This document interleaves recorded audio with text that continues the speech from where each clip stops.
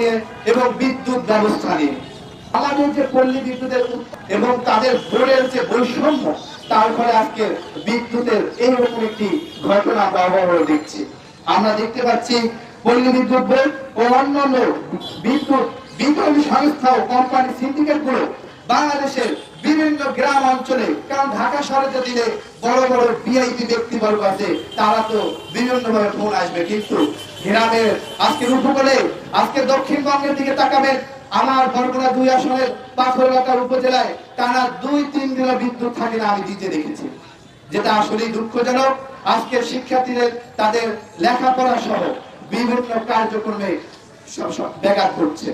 তাই আমি এই বিদ্যুতের যে ফেসিজম কাঠামো এবং সিন্ডিকেট, আরএবি বোর্ড দোষ দিচ্ছে সমিতিকে, সমিতি দোষ দিচ্ছে আরএবি বোর্ডকে।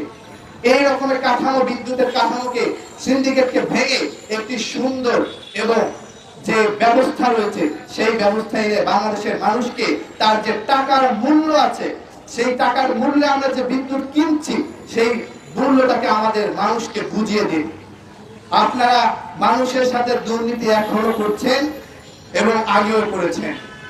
এরপরে আমরা যদি পরবর্তীতে দেখি যে এর ফলে বিভিন্ন অঞ্চলে পল্লী বিদ্যুতের ব্যক্তিবর্গদের উপরে অতর্কিত হামলা, মামলা ইত্যাদি শিকার হচ্ছে, কিন্তু তারা গ্রাহক হিসেবে দায়িত্ব বা গ্রাহকের সেবা হিসেবে দায়িত্ব পালন করছে।